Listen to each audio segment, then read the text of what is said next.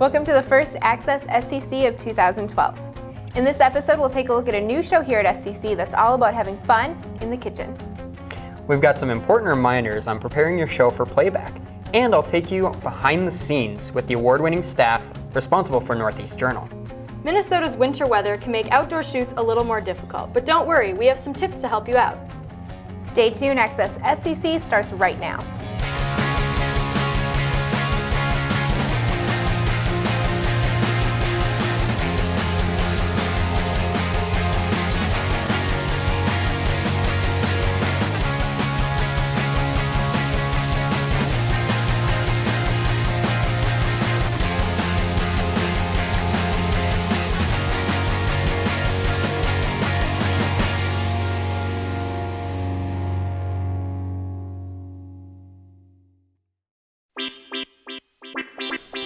Hey, what are you doing? Well, I have this great location for this interview I want to do, and since I'm only qualified to use the studio equipment, I figured I'd take the studio to my location.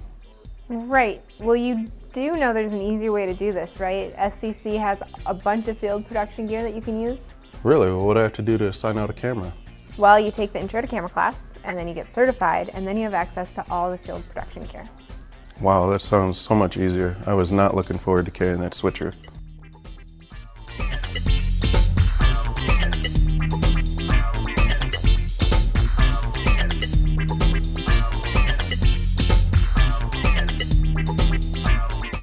What do you get when you put the curious mind of a 13-year-old and the imagination of an 8-year-old in the kitchen with their very creative mother? A great new show called Two Kids Cooking. Take a look. I'm Alex and I'm 12, soon to be 13. And I'm Sophia and I'm 8. The name of our show is Two Kids Cooking, and basically it's a cooking show that we do once a month, and it ends up breaking into web shows that we also do online. And it's geared at family cooking and getting kids in the kitchen having fun together.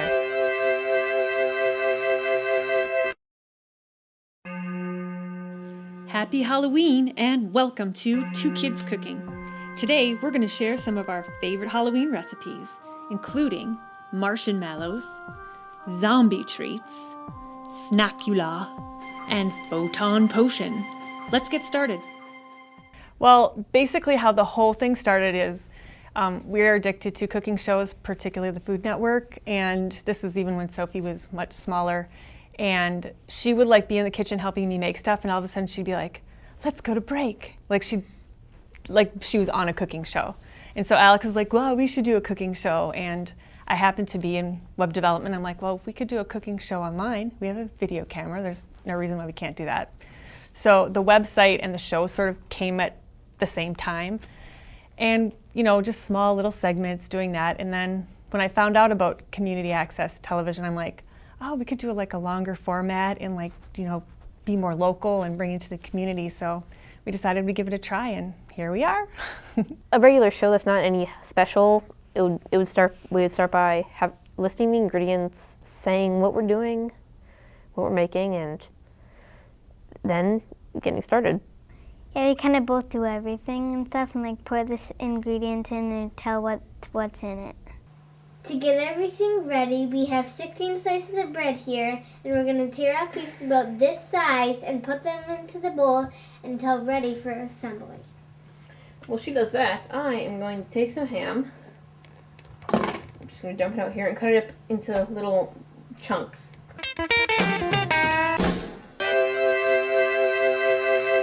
Washing your hands before you cook, and make sure you're supervised if you're a kid and you're opening the oven or something, or on the stove. Never be afraid to use too much garlic. The biggest tips that I have for getting your kids involved is first, let them help pick out the recipe. Even if it's just like cookies, don't just say you're going to make cookies. Decide on the kind, because they might want chocolate chip when you want a peanut butter. So if you all help work together at picking out what you're going to make, and then setting a specific time aside that you're going to do it. So this Saturday we're making cookies, or we're having pizza night, and we're all going to do it together. And set aside that time. Don't try to multitask. Just really focus on the task with them, and sort of build it up throughout the week. Families are busy. You always have something to do, things to do after school, work, but everybody has to eat. And spending time together in the kitchen is just another way to get more time together. And this show is just another way that we have even more time together. So, not that we don't fight sometimes while we're doing it.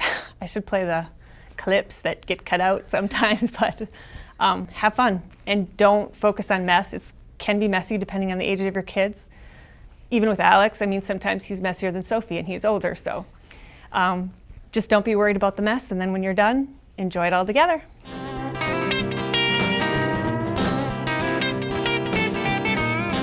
Probably the one that we recently did with pancakes and stuff. That was fun. We got to do like different stuff like bananas and apples, and I'm used to doing chocolate chips, so but we got to do it on the table and stuff, and we got to use like the new stuff that I got since we got a package and got new spatulas and stuff, so I got to use that. I actually like the very first one we did called Snickety Snacks. It was done with our old camera. It's not that good quality, but the dip that we made, it was so delicious.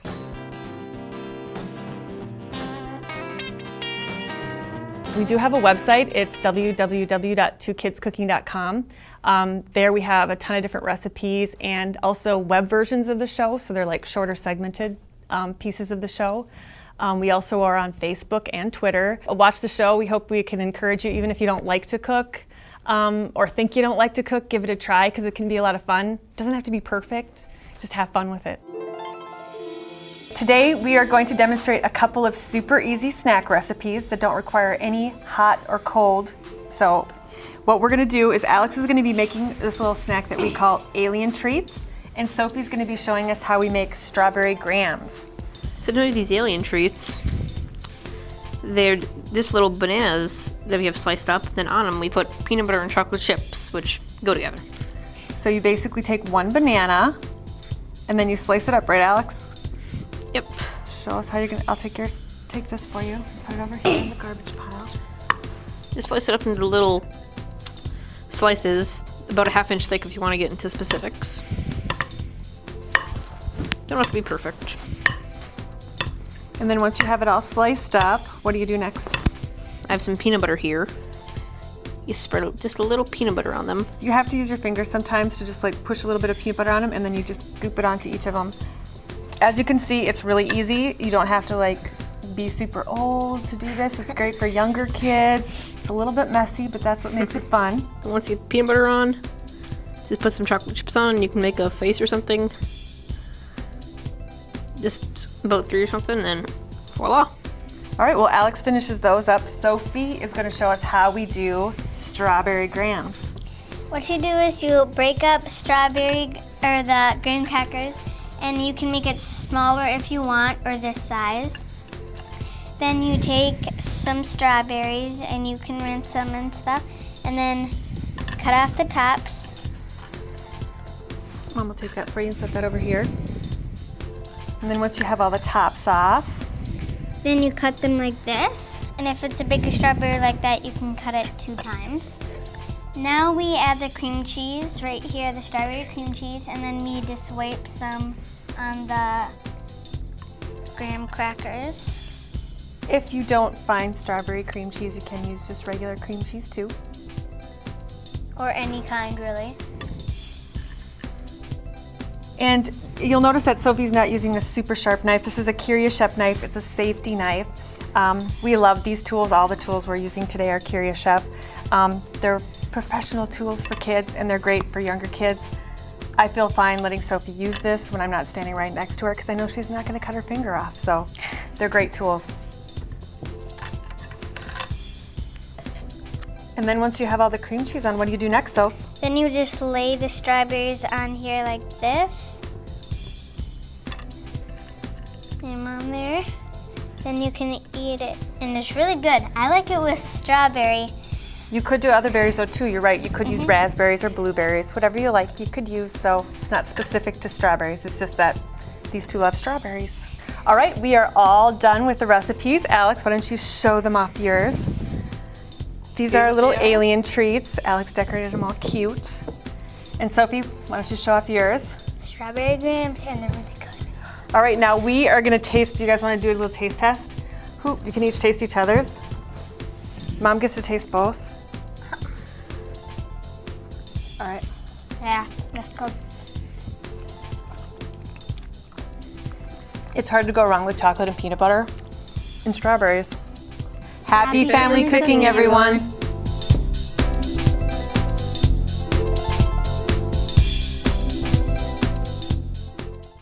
As you've probably noticed, winter has finally arrived. Some of you may be happy about this, and some of you may not. But regardless, we all need to keep some valuable tips in mind when checking out gear in this colder winter weather.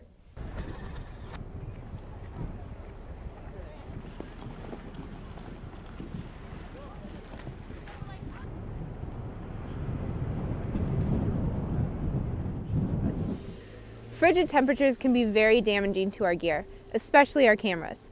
A good rule of thumb is if it's too cold for you, it's probably too cold for the camera too.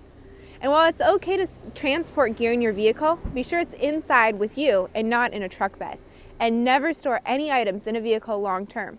Cameras can't withstand temperatures below freezing for long periods of time. Cold temperatures cause condensation that forms inside the gears of the camera and on the tapes that can cause irreversible damage to your equipment and your footage. Leaving gear in an unattended vehicle also puts it at risk for theft. Don't forget that you are responsible for all equipment you check out.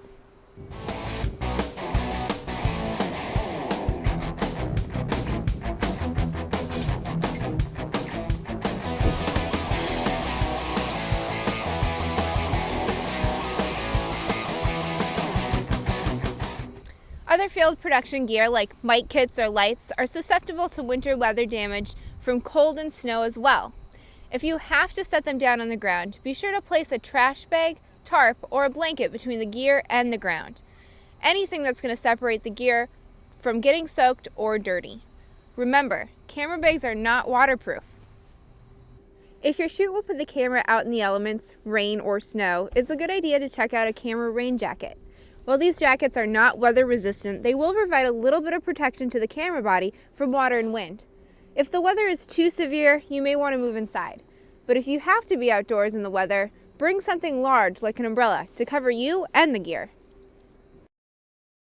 Although it may seem like a great idea, do not white balance on snow. Snow's actually blue and will throw off the colors of your shot.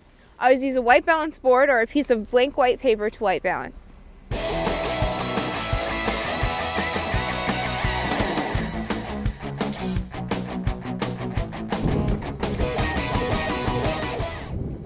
Be sure to take special care of SCC gear during these winter months.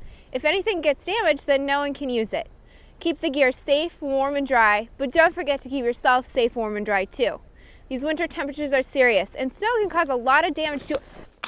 Hey!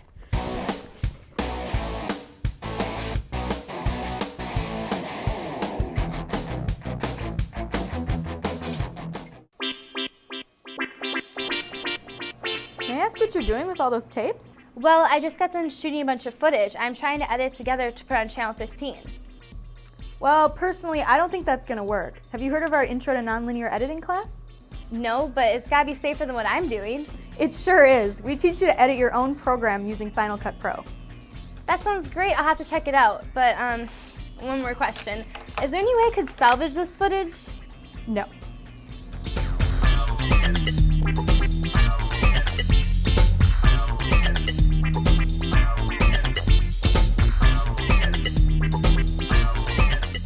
Our producers are not the only ones making productions in this building. Our friends at our sister channels, GTN and On Location, work around the clock to turn out award-winning productions. Here's an inside look at the two guys involved with Northeast Journal. My name is Joe Cullen, and I'm the producer and host of Northeast Journal on the government television network, Channel 16. I believe Northeast Journal started in 1994. And that was a little before my time here at GTN. I was still in high school at that point. But I think it was the first show they did here at GTN. And the reason they started is we serve 12 communities for the Ramsey Washington Suburban Cable Commission. And some of our cities have their own individual shows, but Northeast Journal, it's kind of a magazine-style show, and it gives all of our cities a chance to be spotlighted in one show. So that's how they started, and it's had a number of hosts over the years, and I was lucky enough to be able to do the show back in 2001, and I've been doing it ever since. But first, let's venture into Vadnais Heights to take a look at their new City Hall, which was officially unveiled earlier this summer. A lot of times you don't hear a lot about these cities, on the major news networks. You hear a lot about what's going on in Minneapolis and St. Paul, and pretty much any time you hear about these communities up here, it's maybe when, something bad happens or crime or something, which doesn't happen a lot in this area. But it's nice to have an outlet to focus on the positive things happening, whether it's, at our city halls or in our schools or new businesses, that type of thing. So it's a great way to show that, these 12 communities out here are a great place to work and live and raise a family. We're always working a month ahead, so the show airs for an entire month. So we probably in the beginning of the month just trying to generate story ideas. I have kind of a folder full of ideas that I might use throughout the year, but just kind of talking to various people that are kind of my contacts in the communities and just trying to talk with other staff here, get some ideas. And the first part of the month I'll be making phone calls, sending out emails, and lining up stories and interviews. And then, for a good chunk of the month, we're out about in the community, doing stories, and we'll bring guests into the studio at our facility to interview. And then as we get closer to the end of the month, we do what's called leads and tags, or kind of the intros of the show, the parts that the audience gets to see me. And a lot of times we'll film that right here in our studio. Sometimes we'll do it out on location. And after that, we kind of do some of the writing, and my photographer and editor, Jeff Melcock, puts the entire show together. And as long as we have it together by the end of the month, we're in good shape, so that can air for the following month. We enter our programs into many award things, similar to the SCC volunteers. We, enter things for the Alliance for Community Media. We also, NATOA is another organization, kind of more for government producers. We enter things in that. But it's only been within the last couple of years we've been entering things in the Midwest Regional Emmys. A couple of years ago, they created a special category just for access. Now they've kind of done away with that, but they still encourage us to enter in any category, which is kind of fun because you're up against, people from all over the place. But a couple of years ago, we were fortunate enough to be nominated for a special I did on autism. And then last year, pretty much our entire staff was up for one for a governor's fishing opener that had happened in White Bear Lake. But then this year, myself and my photographer editor, Jeff Melcock, were fortunate to be nominated a piece that we did on therapy animals. It was called Pets with a Purpose. It was a special edition of Northeast Journal. It was all about mainly therapy dogs, but there's also some therapy horses and things like that. We did this piece, and we entered it in the Health, Environment, and Science category. And we were fortunate enough to be nominated. And it was a really cool experience. They had the ceremony was at the State Theater in downtown Minneapolis, so it was kind of one of the rare times during the year that I put on a suit, and you get to hobnob with all the bigwigs from CARE and KSTP and that kind of thing. So that's kind of neat. And we didn't win, but it was just an honor to be nominated. I think a good piece of advice is just to keep practicing all the time. And I always have a real special place in my heart, especially for public access, not just because I work in the same building as the public access department here at SCC, but that's really how I got my start. Originally from Bismarck, North Dakota, and in high school we did a weekly program that aired in our high school, but we taped it at our local public access facility in Bismarck. So at that early age I learned what a benefit that was to, wow, people can teach me how to use equipment, and we had this free access to this, and they'd actually put it on TV. And then also in college I did quite a bit there too in Bismarck at our public access facility. So I've really known firsthand. I could definitely say that's helped me do what I do today, and to get better at my craft. So I would just say it's really just practicing. There's some great programs on SCC that I see all the time, and these people are dedicated. There's some people we see here all the time. I think they put in as many hours as a lot of the staff here do. And just to keep practicing and to be open to showing your programs to other people. Obviously entering awards are great because even if you don't win, you often get feedback forms that might help you. But not being afraid to show your programs to other people, and maybe getting some constructive criticism. It still happens to me all the time. I've been doing this for a while, but I know there's areas I can grow, so it's always helpful when I have people give me ideas. And so I'd say just practice makes perfect, and just keep at it.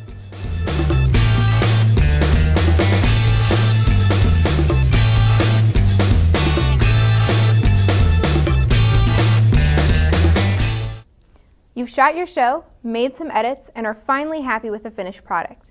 Now all you have to do is get it to Master Control for playback. Here's some reminders to help make this a smooth transition.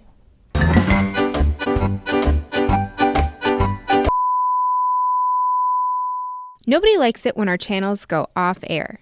Here are a couple tips that you as an Access producer can do to ensure your program makes it to Master Control and on air with no problems.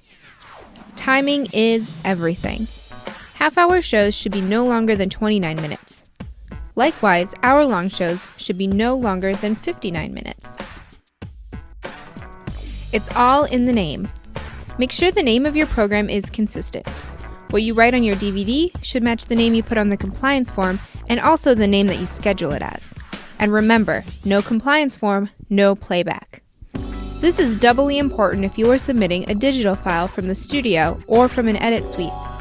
Name your file carefully. Only use alphanumeric characters, no fancy characters. And yes, dashes and commas are considered fancy. Remember, your names must match. Also, if you are exporting from Final Cut Pro, be sure to check the Make Movie Self-Contained box. And as always, see staff with any questions. Christmas may be over, but SCC still has a few gifts in store for you. Here's Ted to fill you in on some new updates to our facility. Thanks, Andrea, for that wonderful, wonderful lead-in to me and to about our computers. We have some great ideas in mind and some great upgrades in mind for our facility for you, the producer here. And it's in our ongoing quest to make sure that Suburban Community Channels remains the community media center of choice for you, the community media producer. The upgrades that we're speaking about now for the next couple months will be centered on our computer offerings here at the facility. Today we happen to be right now in our Studio A control room. And what we're going to do is we're going to add a computer in here, in addition to the computer that's already in here as a capturing computer. We will also have a source computer that will allow you to play out digital files here in the control room to play out into your program that's either both live as well as recorded. That computer will also be available to play out audio files as well. So you'll be capture audio from CDs and you'll be able to line them up right in iTunes and be able to play them off very easily in every production. This computer will be incredibly easy, incredibly operationally perfect to use for all producers. It'll be situated right next to the audio board, and will allow everybody in the control room to be able to access it and to be able to input that data into your program. Next, we'll be heading into the Nano Studio to show you the upgrades there as well. Hi, Ted here again, and through the magic of television, we are actually in the Nano Studio, just like that. The Nano Studio now will also have an offer to everybody here who wants to produce in this Nano Studio, a dedicated Macintosh computer for the purpose of live file recording. Now you can do it both live as well as recorded. Programs can handle that, and you'll be able to record your program right onto a Macintosh computer, so you'll no longer have to check out a laptop unless you want it for the purpose of of a source feed here in Nano Studio. Otherwise, you'll have a dedicated Macintosh computer for your recording. You'll be able to take that file, move it into a Final Cut Pro suite for post-production editing of your finally produced program here at the Nano Studio. But as always, just like an A, the big boy, Studio A, you'll be able to record your programs on DVD as a DVD backup for your recorded program here. Another improvement right here at SCC. Zing, zang, zowie. Now we're in the dub room. Dub room, you're probably used to seeing just the dub rack and maybe the DVD burner as well, but now you'll have a dedicated Macintosh computer here for the purposes of a variety of things. Whatever pre-production needs you have for your production here at SCC, you'll be able to do right here in the dub room.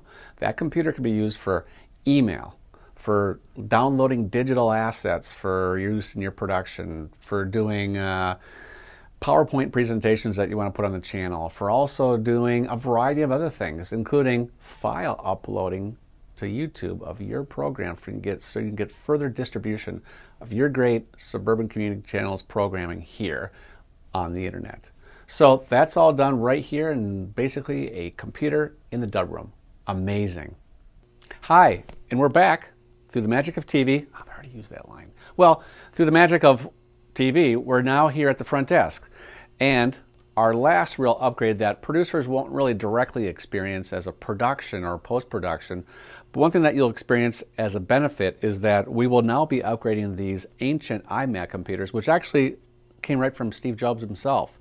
We'll be upgrading these computers, and the benefit that you'll see is essentially a faster interaction here between staff and yourself.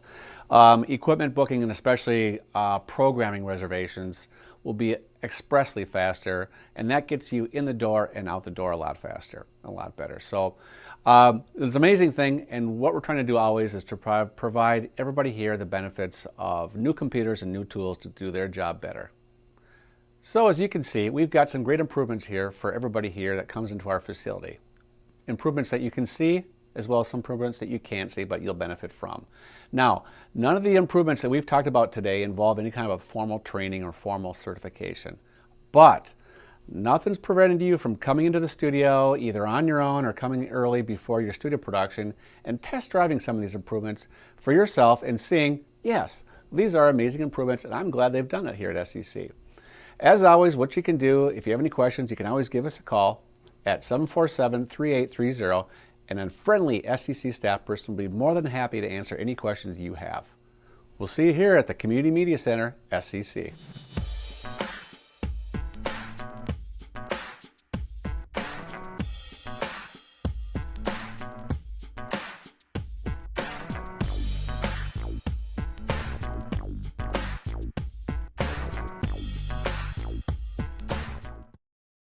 We hope you've enjoyed this episode of Access SCC. You can catch the full show on YouTube and see clips and segments on our Facebook page. And if you haven't already, be sure to visit our website and find out how you can be a part of your Community Media Center. We'll see you next time.